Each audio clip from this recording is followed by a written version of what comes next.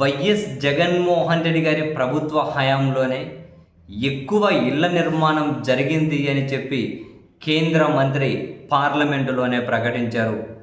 Kadapa MP YS Avinash Reddy గారు అడిగిన ప్రశ్నకి సమాధానం చెప్పిన కేంద్ర గృహ నిర్మాణ శాఖ సహాయ మంత్రి తోకన్ సాహు జగన్మోహన్ రెడ్డి గారి హయాంలోనే ఎక్కువ ఇళ్ళు నిర్మించారు అని 6,85,864 ఇళ్ల నిర్మాణాలు పూర్తి చేసేశారు.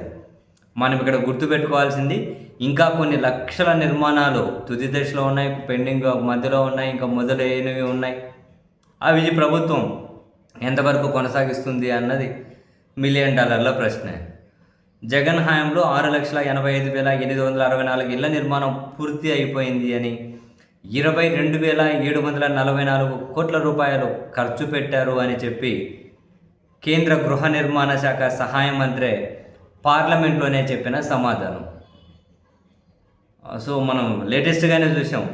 ఈవెన్ నీతి ఆయోగ్ కూడా రాష్ట్రాల ఆరోగ్యకర ఆర్థిక సర్వేను ప్రకటించుకుంటూ అటు మౌలిక నిర్మాణాల విషయంలోనైనా సొంత ఆదాయ వృద్ధిలోనైనా జగన్మోహన్ రెడ్డి గారి ప్రభుత్వం గణనీయమైనటువంటి ప్రగతి సాధించింది అని, అండ్ మూలధన వ్యయం అనేది జిఎస్టీపీలో 4-9% పరిధిలో ఉండడం వల్ల ఆస్తుల సృష్టి, మౌలిక సదుపాయాల అభివృద్ధి కూడా సాధ్యమైంది అని చెప్పి నీతి ఆయోగ్ కూడా ప్రశంసించింది.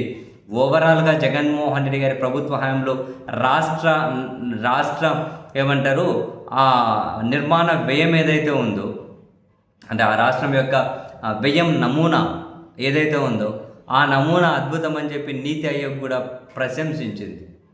చాలా విషయాలు విద్య, ఆరోగ్యం, గృహ నిర్మాణం, సాగునీరు, ఇంధన రంగాలు అన్నిట్లోనూ జగన్మోహన్ రెడ్డి గారి సర్కార్ పెద్దపీట వేసిందని కూడా నీతి ఆయోగ్ ప్రశంసించింది. అండ్ ఓవరాల్గా సామాజిక సేవల వ్యయం 52.4%, అంటే అతిపెద్ద వాటా దేశంలో జగన్మోహన్ రెడ్డి గారి హయాంలోనే ఉంది అని, విద్య, ఆరోగ్యం, గృహ నిర్మాణ రంగాలకు అప్పటి జగన్ సర్కార్ ఇచ్చిన ప్రాధాన్యతని ఇది ప్రతిబింబిస్తుంది అని చెప్పి కూడా నీతి ఆయోగ్ ప్రశంసించింది. ఇప్పుడు కేంద్రమే పార్లమెంట్లో చెప్పిన దాని ప్రకారం జగన్ హయాంలోనే ఎక్కువ ఇళ్ల నిర్మాణం జరిగింది. కళ్ళ ముందు కనిపించినవి ఇవన్నీ కూడా. ఏకంగా 22,000 కోట్ల రూపాయలకు పైగా 22,744 కోట్ల రూపాయలు ఖర్చు చేశారట. విద్య, వైద్యం, ఆరోగ్యం, గృహ నిర్మాణం ఇలాంటి అత్యంత ప్రియారిటీ ఇవ్వాల్సిన అంశాల్లో జగన్మోహన్ రెడ్డి గారి సర్కారు మాత్రం అద్భుతమైనటువంటి సంస్కరణలు తీసుకొని వచ్చి అమలు చేసింది.